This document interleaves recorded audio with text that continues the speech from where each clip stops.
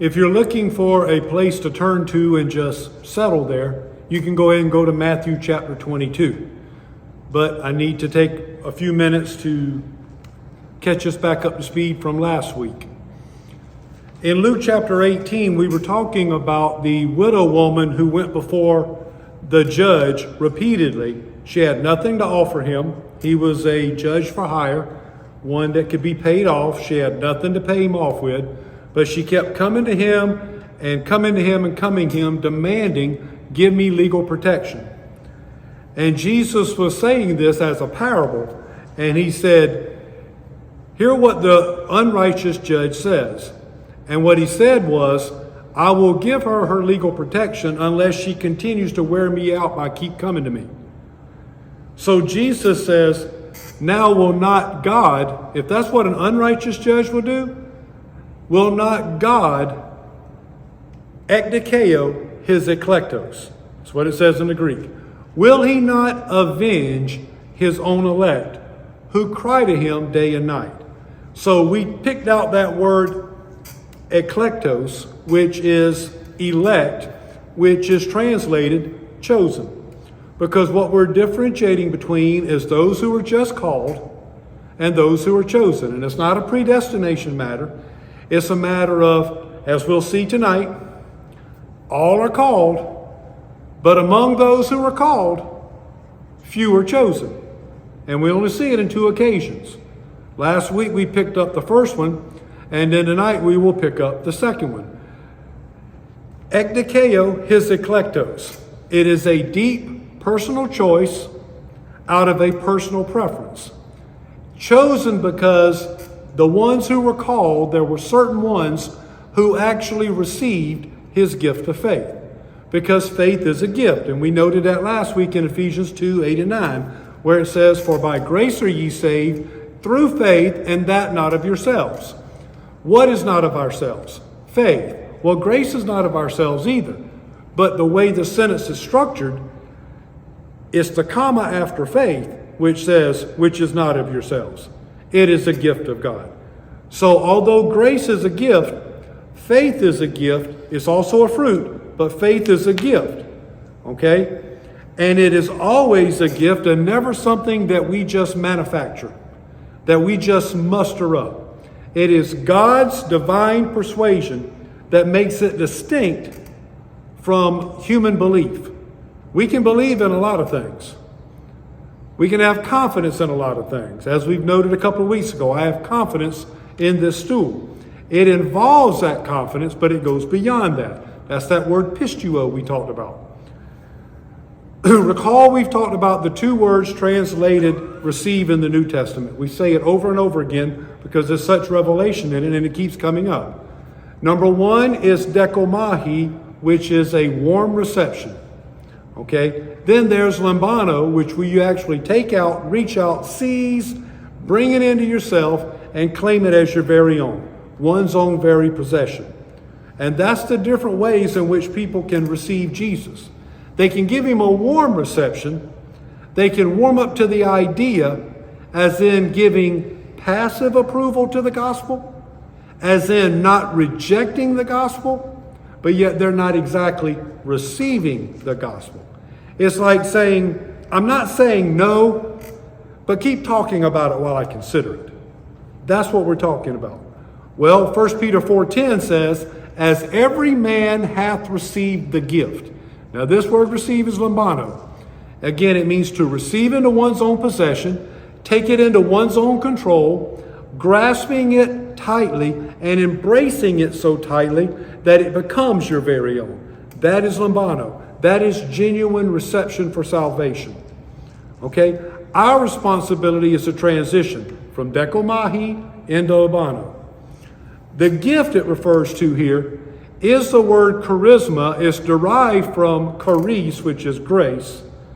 But when it becomes charisma, it's not only describing grace, but it's referring to grace-given gifts, namely faith. So it goes on to say that we're supposed to steward the manifold grace of God. We're supposed to steward what we've been given. Let me explain. He gives to everyone in Romans 12:3. It says, God hath dealt to every man the measure of faith. New American Standard, I believe, says it better. It says, God has allotted to each a measure of faith. So, he gives everybody who's called a measure of faith to believe. Okay? To dekomahi.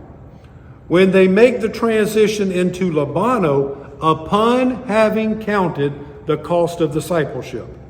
Now, counting is intellectual. You're counting the cost. I say logizomai. That is a mental calculation. It's the same word for calculate. That's where we get it from. Logizomai. So that is a mental act. But when that produces the faith to make the transition into lambano, that lambanoing of faith is what he's looking for. Pistoi saving faith is those who have counted the cost and still accepted the call. Still accepted the call. Ekdikeo means to vindicate, and vindicate means the judgment which fully executes the core values of the judge. For that unrighteous judge, he would execute judgment based on his core value, money. What can you offer me? The righteous judge executes judgment based on his core value, which is faith. Hebrews 11:1, Hebrews 11:6. We noted last week the phrase, many are called, few are chosen. You see it in Matthew 20:16, which we discussed that last week, in the parable of the landowner who had 6 o'clock workers who came out to start the workday at 6, and they had already negotiated, we will work 12 hours for a denarii. He called those at 9 o'clock, noon, 3 o'clock, and 5 o'clock, and their terms and conditions were, you go and work for me and trust me, whatever is right, I will do for you. So it took faith for them. It didn't take faith, very little faith for the 6 o'clockers because they had already negotiated. They had already bargained. The rest of them had to trust the man to be a righteous man, that he would give them whatever's right. They were expecting 1 hour's pay, 3 hours pay, 6 hours pay, or 9 hours pay. That's what they were expecting. And they got the same thing as the 6 a.m.ers, to teach the 6 a.m.ers a lesson. That you got to sit there and watch as I pour out exorbitant grace to whom I wish, because it's my prerogative to do so. But may I mention to you is that the terms of the 6 o'clockers represent the law. Represent the law. And this keeps coming back up. It came back in Sunday's message, and it keeps coming back up repeatedly in other Bible studies. It goes all the way back to Exodus chapter 19, where he says, I want everybody to be a kingdom of priests individually and a holy nation. They said, okay, whatever you say to do, we'll do it. But in Exodus 20, when they saw the thunder, the lightning, the sound of the trumpet, and the smoke, they were spooked, and they said, well, that's just a little too charismatic for us. So that says they stood at a distance and said, Moses, you go and talk to God, and whatever he says, you come back and relay it to us, and that which we'll do, which they didn't. When he did it, he came back down, and they had already made a molten calf. Okay? But that's what they said, and that's what religion does. Because, see, religion has a preference for preset boundaries, and they don't require, and they even avoid a grace-based personal relationship. See, Moses spoke to him face to face, it says in Exodus 33, as a man does his friend. Joshua was right there under his coattail, and when Moses left out of the tabernacle and went back to the camp, it said Joshua hung around because he wanted to hear that voice. And that's what made him Moses' successor. It was a value for presence and a value for his voice. But see, religion doesn't want that. They want preset boundaries. We just want to know what the rules are, and we'll do our best to obey them. The whole law, the whole Old Testament served to point out that says, no matter how hard you try, you're not going to keep them all. You need this concept of grace that is through faith. Now let's go to Matthew 22. Now y'all know good and well, and for those who are new, every minister has a theme that they keep coming back to. If they haven't discovered yet, they need to. But God calls most ministers to have a certain theme that they constantly refer back to because it's what God has given them revelation of, and is what God's called them to teach. For instance, the pastor of this church, he didn't even say it. It's evident, as you can hear. What revelation that God's given him is that of God's love for us, and therefore there's no condemnation, as you see out the sign on front. It's a revelation of his love, and therefore because of that love, there is therefore now no condemnation, Romans 8:1. That is his. From the pulpit, you will hear it constantly.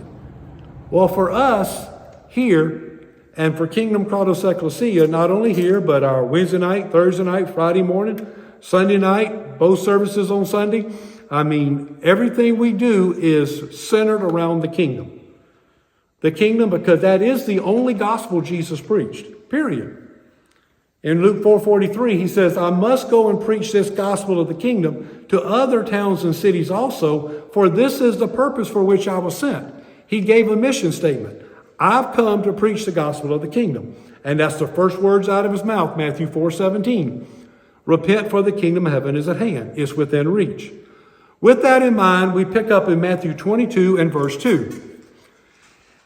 This right here, this first sentence just leaped off the page at me. Read it 1,000 times. You breeze right through the introductory sentence so you can get to the meat of the story. The kingdom may be compared to a king who gave a wedding feast for his son. It says the kingdom may be compared. So everything you read in the next 12 verses, everything, you can draw a comparison to the kingdom. See, what someone stands for becomes synonymous with their name. Just like that unrighteous judge. He was known for receiving payouts in exchange for verdicts. So he rendered verdicts consistent with that. That's what he was known for. That's why the widow woman says the only way I stand a chance is to keep knocking on his docket every day. Otherwise, I don't stand a chance because I have no money to pay. Okay? And just like our brother, his core value is the love of God. And that's what he keeps coming back to. For us, it is the kingdom. Now, we preach the love and we preach all that. We just did a couple of weeks ago. But it's the kingdom because that is the gospel Jesus preached. So Jesus went around for 3 years preaching one message. He never preached himself. He only mentioned born again one time, and that was in about 2 o'clock in the morning to Nicodemus. That's not saying born again isn't important. Obviously, it's important. Okay? But he let the church pick up with that and preach it. He preached the kingdom. Why? You preach the store, the kingdom. When they ask, how do I get in the store? Then you show them the door, which is Jesus. He said, that's the pattern. You preach the store, and when they want to know how I enter the store, John 3:5, unless you're born of water and of the Spirit, you cannot enter into the kingdom. So this right here is one of the many parables. Now, we covered this when we were talking about rewards in heaven last year. Remember, we had 3 parables that talked about the penalty, weeping and gnashing of teeth. That penalty referred to, according to Hebrews chapter 13, it referred to a penalty outside the camp, talking about going to hell. Then there were 3 parables, including this one, that had to do with the punishment being ejected outside the gate, where discipline was handled.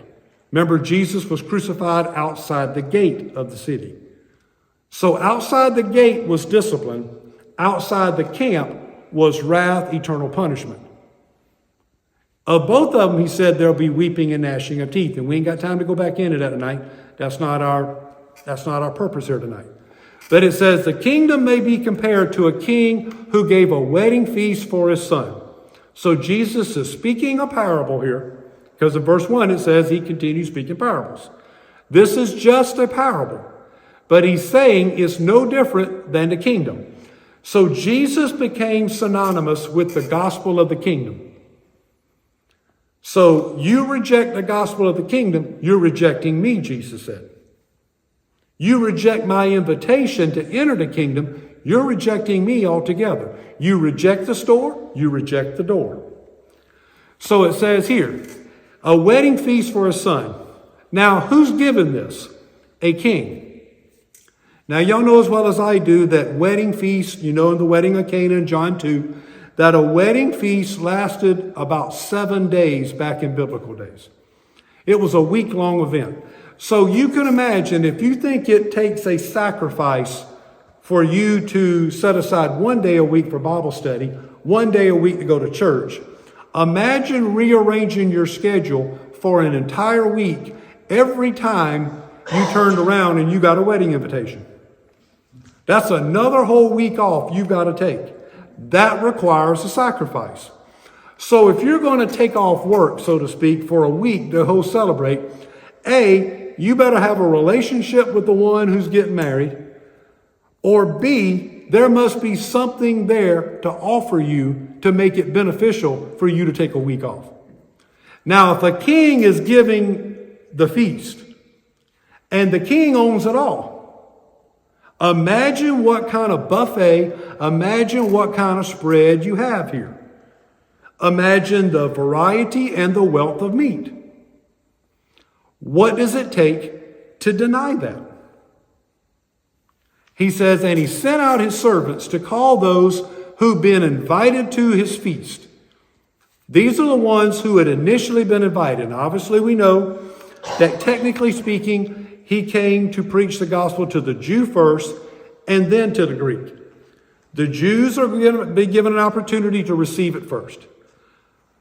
Prominent among those are these religious leaders who were simply enlightened.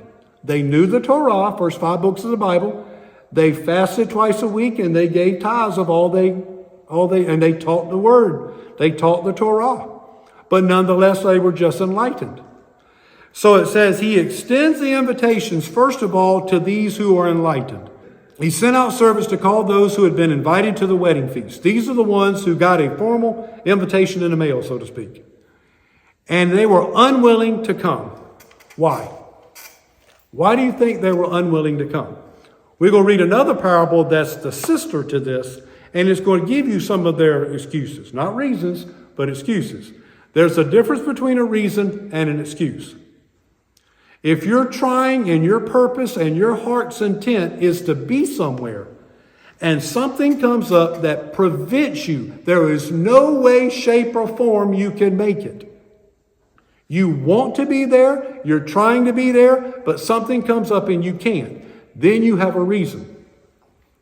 If you could be there, but you've made another choice to be elsewhere, then what you say to the one who said, we missed you, that's an excuse. That's the difference. And they will come up with excuses. But first of all, let's cover Matthew 22. So keep in mind, this has to do with kingdom. So those who are unwilling to come to a kingdom feast, think of the meat that's on this buffet as the Word of God at a kingdom sermon on Sunday or at a kingdom Bible study. How many people who turn that down? Who turn that down? When I leave here and I go home, I will pass by a Bible study. Okay? Just to give you an example. Pass by a Bible study. And I don't say this boastfully, I'm just saying it is what it is. There are those who go to other churches who will often call and ask for, can we meet for lunch? Can we meet for breakfast? Or can we have a cup of coffee and we just share the word? You'll share the word with them, or you happen to be at a certain place teaching at their particular church or whatever, and they connect with you. And they say, okay, well, we really like that kingdom teaching. Okay, well, you're welcome to join us on Tuesday nights, or for those who it would be easier for them to go on Wednesday nights, but we don't advertise the Wednesday night one as much because that conflicts with other people's churches, and we're not in the business of pulling people away. But we say, okay, Tuesday night. That's why we have this. We started out on Mondays, and then we had to shift it to Tuesday.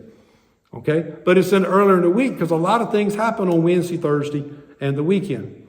So on my way home, I'll see a Bible study. And it is a fellowship. It is a book club. And it includes those who will often text, call, or stop and talk to me when they have a theological question.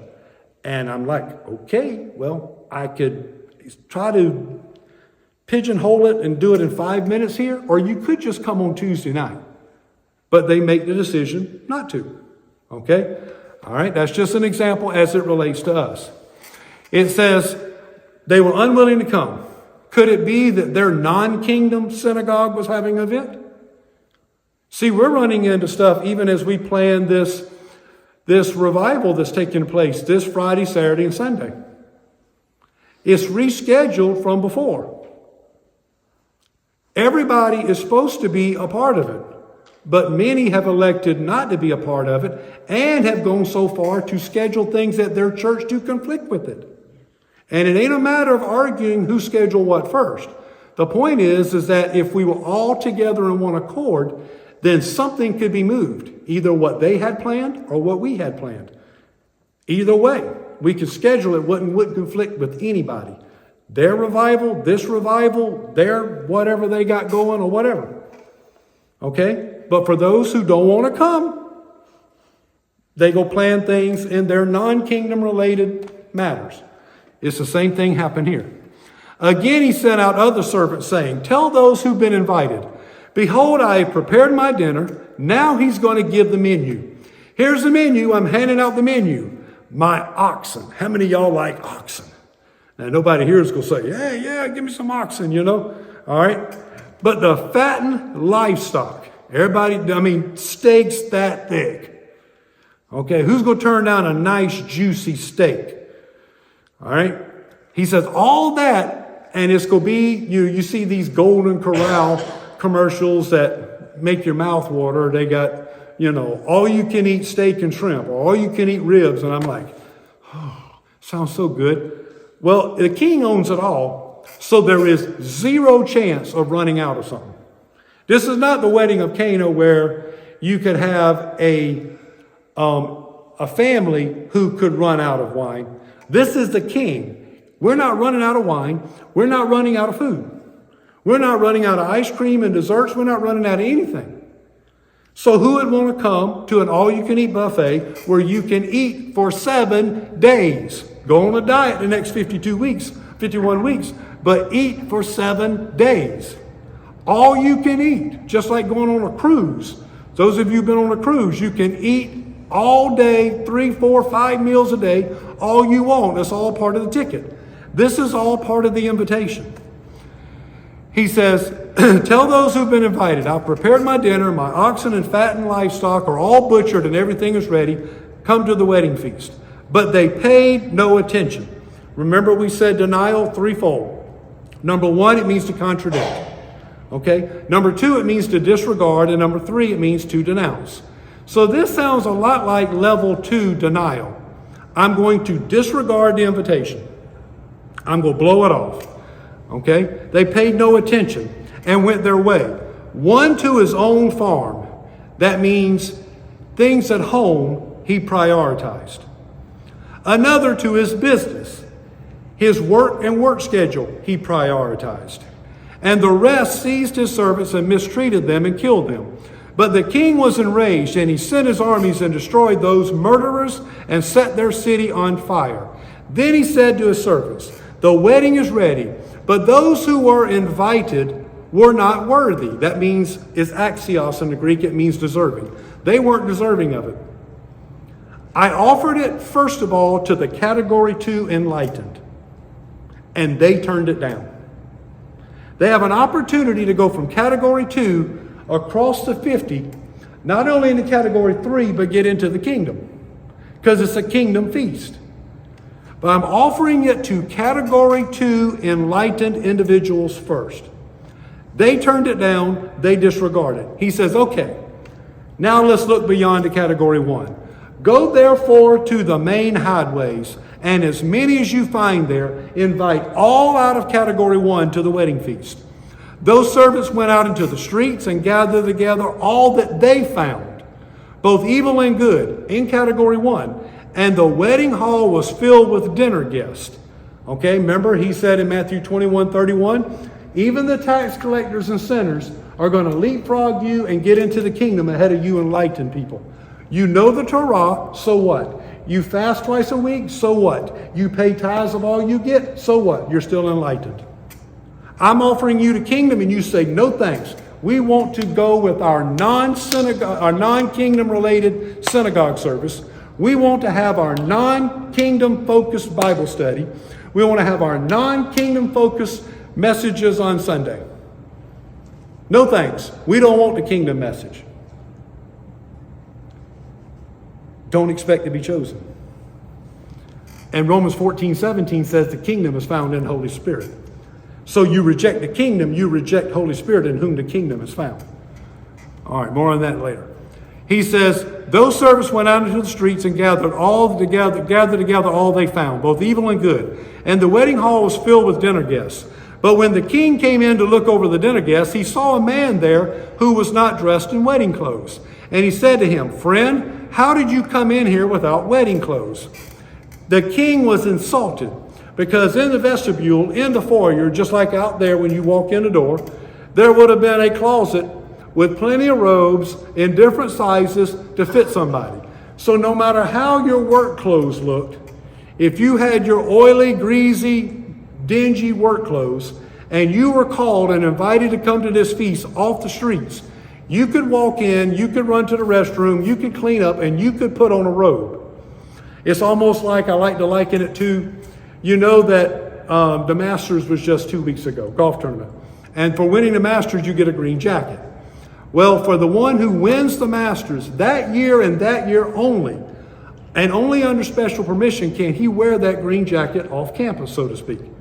He has to have the Masters' approval to be able to go on the Tonight Show, to go on any other show or whatever with the green jacket on, having won the Masters. He has to have prior approval by the Masters. After that, that green jacket goes and it stays at the Masters. All former winners, when they're invited to the Champions Banquet, they're invited to all those pre-tournament banquets.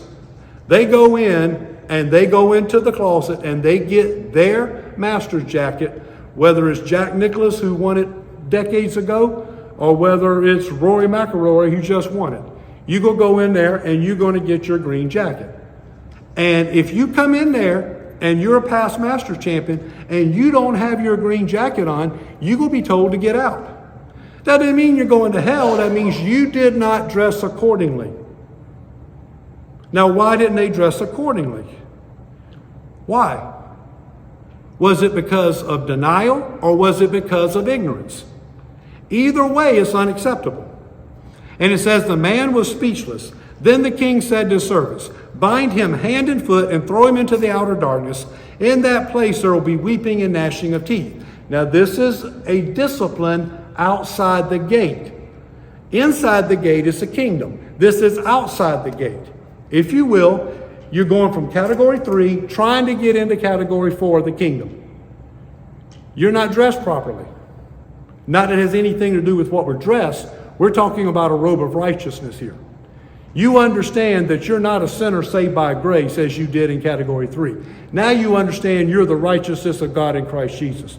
You walk in authority. You know your authority. You're endued with power from on high.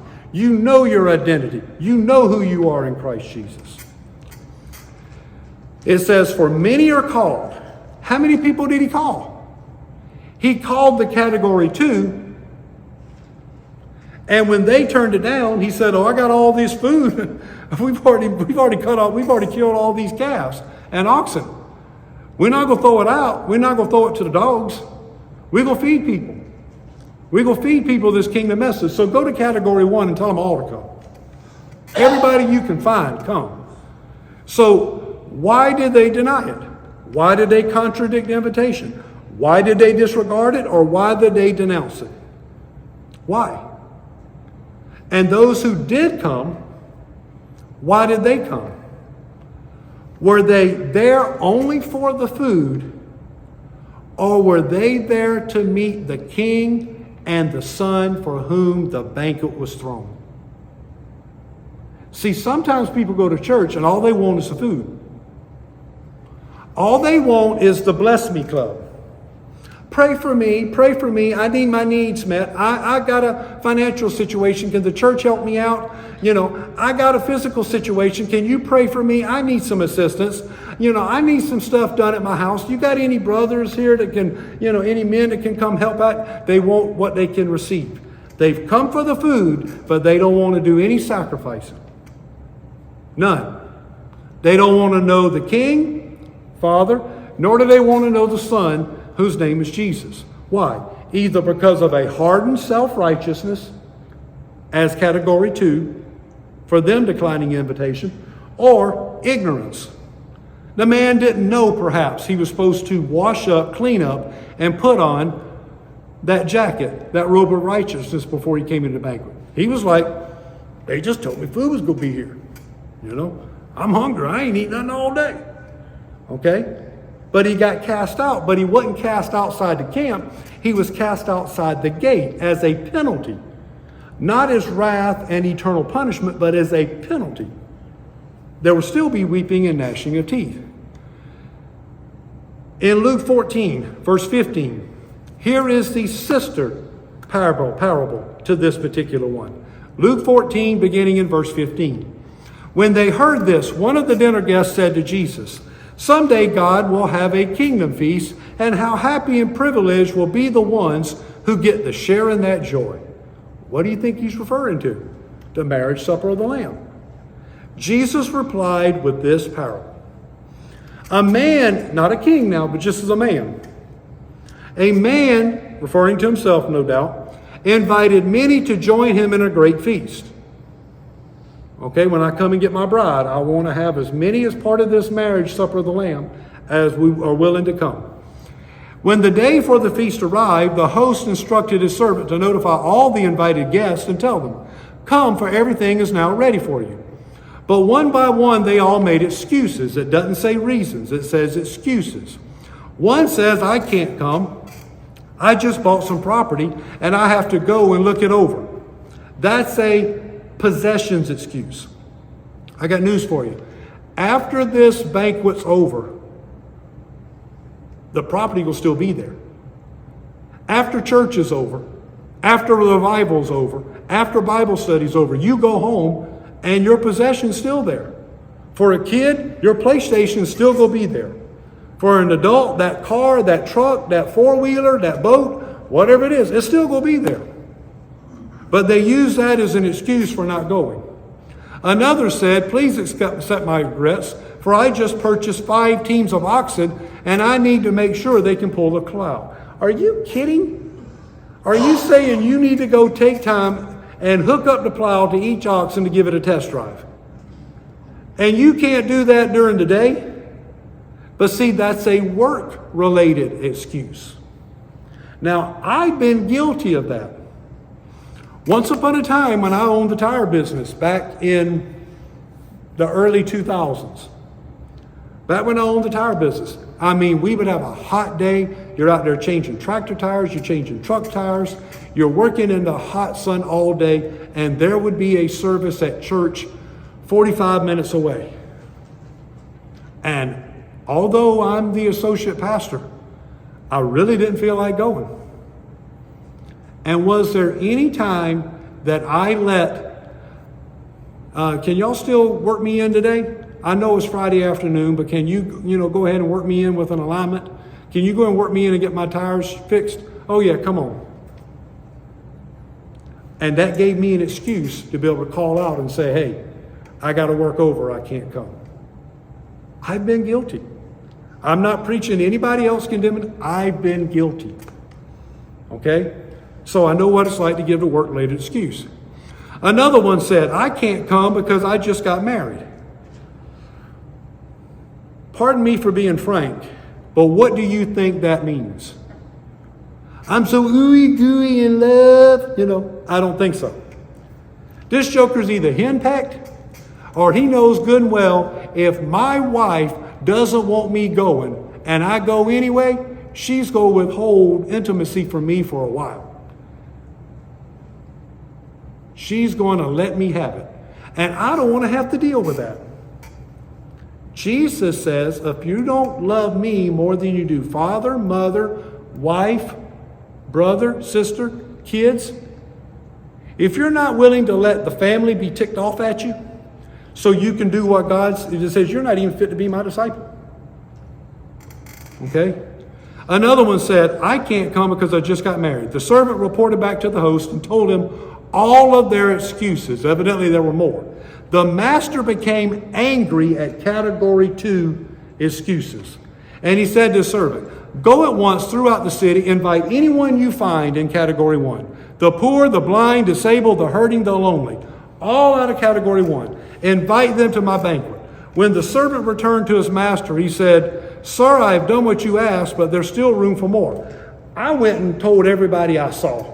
I walked all around the city, all around the marketplace, all around the village, and I invited everybody. And I got a head count.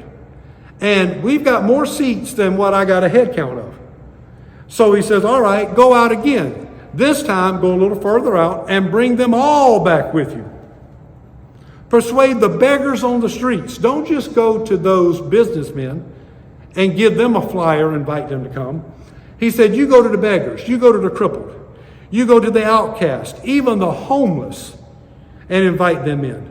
Category 1 will leapfrog category 2 into the kingdom. Insist that they come in and enjoy the feast so that my house will be full.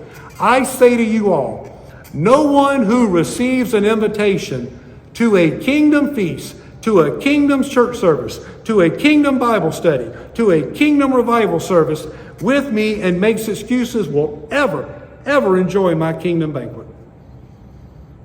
He says, when I'm offering you the kingdom, you accept the invitation. No excuses. If you've got a good reason, you tried to be there, but something happened. And it was impossible for you to make it. Not because you will offend somebody. No, that's not a reason, that's an excuse. He says, if I give you a kingdom invitation and you say no thanks, that I will settle for my enlightened alternative. He says, you'll never enjoy the kingdom banquet. You may be inside the camp, but you're not getting inside the gate. That ain't happening. After this comes verse 26 and following, where Jesus says, and I'm not reading the whole thing, but I'm going to give you the four main, whatever you call them, asterisks or whatever. Verse 26, our love for him being so much greater than family, that family will even become offended, thinking that you hate them because of how repeatedly you choose Jesus over them. Verse 27, it requires bearing our own cross of self-denial daily. Verse 28, counting the cost beforehand. Verse 33, a willingness to forsake all your possessions. That land, those oxen that you wanted to hook up and give them a test drive, all of that. Namely your money. See, the enlightenment are all about what you, God, did and what you can do for me. Genuine salvation is about what you, God, did, but now how I can reciprocate and express my love to you and prove my love to you by self-sacrifice. Now let's go backwards. It says, for many are called, but few are chosen. Let's go backwards and let's do chosen first. Chosen is eklego, E-K-L-E-G-O. Ek means out, lego means speak or to say. I know you're thinking of little Legos like your kids play with, okay? But it means speak or I say. Put them together and it means out, I say. It denotes a personal choice. The elect, the select. Now, let me give you the threefold usages it was used in classical Greek during that culture. Now, this is during the Roman Empire. But the Romans stole all the ideas from the Greek. Aristotle, Plato, Socrates, all those Greek philosophers, they came up with democracy, democratia, all that kind of stuff. Romans stole everything from them. Now, this is how it was used, okay? Eklego. It was a person or group selected for a specific purpose. I'm calling a team together. I'm getting a team together. And I'm calling you to be a part of this team. Now, those of you who've been with us for almost 4 years now, you know good and well we're talking about the ecclesia. Number 2, it was soldiers who were chosen out of the entire military to go on a special mission to do a special task. Today they call them special forces. So the chosen are the special forces. There's plenty of people who signed up for the military, and when you do your 2 years, 4 years, whatever it is, you getting out and you go enjoy your retirement benefits and you go enjoy being able to go to the PX and all that kind of stuff. You go enjoy all that. He says, but among you, these are the ones who will be chosen to go to West Point. These are the ones who will be chosen to be a Navy SEAL. These are the ones who will be chosen for special tasks. And then thirdly, it referred to politicians elected by the general public to hold a position to execute a job on behalf of the community. We're calling you out to represent us. Out of Christianity, God chooses kingdom citizens. Those who will reciprocate and respond to the call, receive his dekomahi faith to be enlightened, but then receive his lambano, that faith he gives, to pistuo, put your entire weight and entrust your entire spiritual well-being to him. In every situation, ekglego conveys the idea of a privilege and an honor of being chosen. Now, in the early church, we see kingdom and ecclesia. Okay? Kaleo, call. It's still part of this same thing here. That's where ecclesia comes from. It was a Greek idea that's stolen by the Romans. Okay? The Romans used it as a king's senate, a king's cabinet. The Greeks used it as those who would stand by the city gates, those who were like a county council, a city council, who were appointed to make decisions for the people. So for the Greeks, it was a city council. For the Romans, that was a kingdom concept. It was a Roman Senate. It was a king's cabinet. And they had a collective responsibility. You meet with the king, you hear what the king's will is, and then you go and execute that will. And it's not subject to your input. It's not subject to your opinion. It's not subject to your paraphrase. You repeat what the king said, period. That's ecclesia. Okay, that's part of our ministry name for that purpose. Kingdom, kratos, ecclesia. All right. What you see in the early church throughout the book of Acts, wherever kingdom was being taught, by Peter, by Paul, by John, by James, whoever, wherever the kingdom was being taught, they established an ecclesia. Conversely, wherever you saw an ecclesia, you could go to that meeting and you would hear the kingdom being taught because they were synonymous. Kingdom and ecclesia. Kingdom, kratos, ecclesia. Now you see the revelation for the name of the ministry because they were synonymous. If you saw an ecclesia, the kingdom was being taught.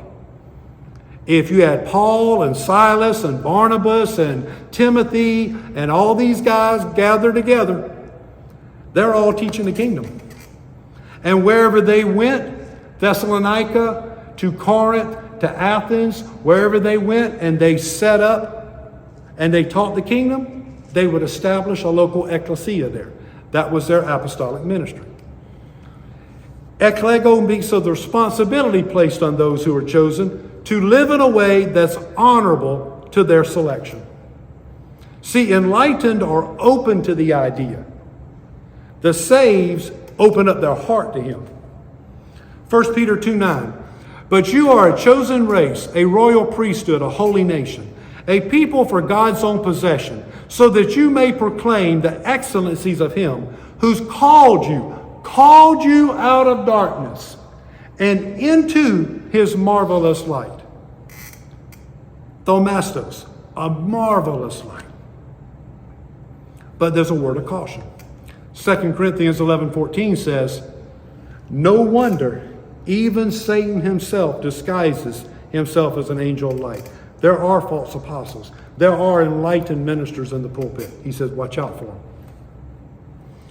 As the elect, Colossians 3, verses 12 through 17. So as those who have been chosen of God, holy and beloved, put on a heart of compassion, kindness, humility, gentleness, and patience, bearing with one another, forgiving one another. Whoever has a complaint against each one, just as the Lord forgave you, so also should you forgive. That's what happens in an ecclesia. That's what happens among you. I don't see and hear of any backbiting or arguing or drama or fussing. My goodness, y'all love each other. Y'all meet with each other. Y'all have women's fellowships together. Y'all have women's conferences together. Y'all go for tea. Y'all go for coffee. Y'all go for lunch. I mean, y'all have a good time. Why? Because y'all putting on love. It says, beyond all these, put on love, which is the perfect bond of unity. And let the peace of Christ rule in your hearts. That's an umpire type rule. Into which indeed you were called into one body, and be thankful. Let the word of Christ richly dwell within you, and with all wisdom, teaching, admonishing, and one another with psalms and hymns and spiritual songs, singing with thankfulness in your hearts to God. Whatever you do in word or deed, do all in the name of the Lord Jesus, giving thanks through him to God the Father. We are holy, we are sanctified. That's what holy means. Holy don't mean spiritual perfection. Holiness means you are called and set apart for divine purpose. Now, we've been talking about the characteristics and the differentiating between the called and the chosen. The called and the chosen. The entire military signs up, but among them, a special forces unit is called. What determines who's willing to be a part or who's going to be chosen to be special forces? What determines who's going to be chosen to go to West Point? You got a lot of soldiers who all of them went through basic training. All of them have been discipled, so to speak, in basic training. All of them are physically fit. They can do their push-ups. They can run 5 miles a day without breaking a sweat. They can bench press all kinds of weight. All of them fit the bill, but only a few of them are chosen. Those who have faith and trust enough, and they demonstrate it, that it catches someone's eye. Now, I have an illustration that I did not come up with. I borrowed it from when I heard this minister, and he didn't come up with it. He's relating something that he found from another minister and another minister and another minister and another minister that dates all the way back to the 60s. So this particular illustration has been around for 60-something years. This illustration to me nails it. Nails it to determine who's going to be chosen among the called. You ready? This right here has leaped in my spirit. This right here sent chills up and down my spine. And to me, you can take you can come up with 25 points of the difference between called and chosen. And to me, this is number 25, or number 1, one in terms of emphasis, but number 25 as in the bottom line. Okay, here it is. A true story. Back in the 1960s, on a college campus, 1,000 students gathered as recruiters from 4 branches of the military came to pitch their branch to the students. Now, I heard on JAG, now y'all remember the show that used to come on years ago, JAG, okay? It was on today. It's on every Tuesday from 12 to 5 on the H&I channel, okay? And it was on today, and I had it on in the background because I love it. I love to hear courtroom proceedings, and I love to hear judicial stuff. So when we have a parable like we did in Luke 18, it just helps me understand it. And I heard this on JAG because there was a court case in which, Harmon, Commander Rabb had to, he had a witness on the stand, and it had to do with this witness was a recruiter for the military. And this is what came out of that interview or that testimony. I heard it on JAG. A recruiter's job is to inform of what is likely to happen rather than what might not happen. This is what's likely going to happen if you sign up for this branch of the military. Okay? Rather than what might not happen. They go focus on what might happen. So, during this expo, so to speak, you had this college campus and you had 1,000 students, they said, were in this auditorium to hear the 4 major branches of the military. The Army guy got up and said, if you join the Army, the GI Bill will pay for your education, so forth and so on. These are all your benefits for joining the Army. The Navy representative got up and says, you join the Navy, you're going to develop all these job skills. You're going to have all these career advancements. When you get out, you're going to have a resume. You will get a job anywhere you want. Okay? The guy from the Air Force got up and said, hey, you join the Air Force, you get to fly planes. Who in here don't want to fly a plane? You go get to fly planes and you can do all this kind of stuff. Last but not least was the man from the Marines. And this is what he did. He was very rough and very tough. He stands up at the podium and for 1 minute, he doesn't say a thing, but he makes eye contact with everyone in the auditorium. Doesn't say a thing for a good minute. Just surveying everybody up top, everybody to the left, on the floor to my right, in that gymnasium. Then he says, ladies and gentlemen, I was asked to come speak to you about joining the Marines. But at the looks of this audience, I think it's a waste of my time and yours. You expect me to tell you you're going to love it. And about all the many career advancement opportunities and job skills and how much money you'd make. But I'm not going to tell you any of that because it's not likely going to happen. If you join the Marines, you're going to hate it. You're going to curse the day you were born. You'll go to bed cold, hungry, and thirsty. You'll be shot at, and some of you will be hit by live ammunition. Some of you will be killed in the line of duty. Because when you join the Marine Corps, you're the first one in and the last one out. But I'm wasting your time and mine. Because I've looked over this crowd, and from the looks of you, I don't see a single person who has what it takes to be in the U.S. Marine Corps. Sorry for wasting your time. Good day. And he walked off. After a long silence, the moderator dismissed the meeting and said, okay, those who want to join these branches, you can go to these booths over here. Those you can go to these booths over here. There were a handful of people at the booth for the Army, a handful of people at the booth for the Navy, a handful of people at the booth for the Air Force, but the line for the Marine Corps was out the door. Why? Because people are interested in a mission worth living for and worth dying for. And that distinguishes, to me, above all else, who's chosen versus who's called. Who's willing to join a mission that's worth living for and worth dying for. And we're not just talking physically dying. We're talking about dying to self. Self-sacrifice.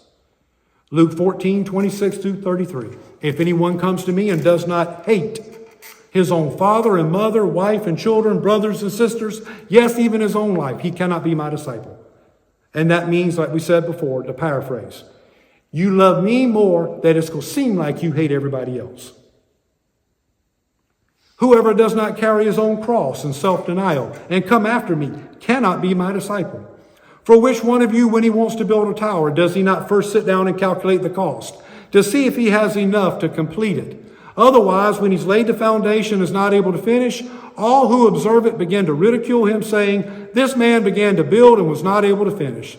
So then, none of you can be my disciple who does not give up all his possessions. Jesus had a similar marine-like presentation that says, take it or leave it. Take it or leave it, people. You've been called, but if you want to be chosen, you take it or leave it. You got to be willing to lay down your life for me. I laid it down for you. You got to be willing to lay it down for me. And we're not just talking martyrdom. We're talking about crucifying yourself. For do not fear those who kill the body, but are unable to kill the soul, Matthew 10:28. But rather fear him who is able to destroy both soul and body in hell. Verse 34. Do not think that I came to bring peace on earth. I did not come to bring peace, but a sword. For I came to set a man against his father, and a daughter against her mother, and her daughter-in-law against her mother-in-law. And a man's enemies will be the members of his own household. He who loves father or mother more than me is not worthy of me. And he who loves son or daughter more than me is not worthy of me. And he who does not take up his cross and follow after me, Luke says daily, is not worthy of me. He who has found his life in church will lose it. But he who loses his life for my name's sake will find it.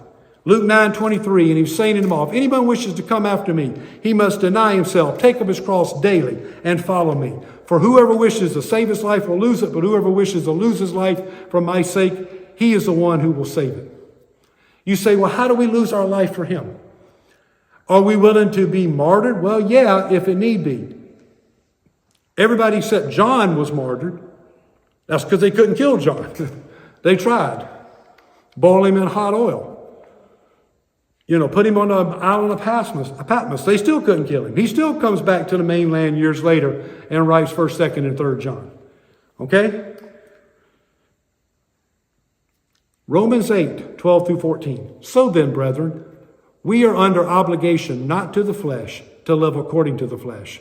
For if you are living according to the flesh, you must die. But if by the Spirit you are putting to death the deeds of the body, you will live. For all who are being led by the Spirit of God, these are the sons of God. If you will, these are the chosen. These are the chosen. Now we said we got to go backwards. We talk about the chosen, then we back up and talk about the called. And like I mentioned to you before, it's almost like we're doing each session in 2/3. Instead of doing one whole session, it's like I'm getting 2/3 in. 1/3 is left hanging. We pick up with the 1/3 next time, get another third done, and we got 2/3 done. Well, we got a third left of this having to do with who's called that we don't have time to get into because we're out of time. But I hope you got what you needed to hear tonight. And it's been a challenge to me. When you preach the kingdom, you're going to come under attack. When you live the kingdom, you're going to come under attack. We're talking about temptation. We're talking about thoughts. We're talking about opposition. We're talking about people who just want to pharisaically nitpick, nag you, contradict you, deny you, disregard you. But he says, welcome to signing up for my core. My chosen core. My chosen core. He repeatedly gave marine-like presentations that says, if you want to be chosen, this is what it's going to take. And if he doesn't see the self-sacrifice, if he doesn't see a concerted, conscientious, daily effort to put to death the deeds of the flesh, then you can just stay called. But if you want to be chosen, he's got to see self-denial, taking up our cross and following him. He says in Luke 9:62, for whoever puts his hand to the plow and then turns back, he is not fit for the kingdom.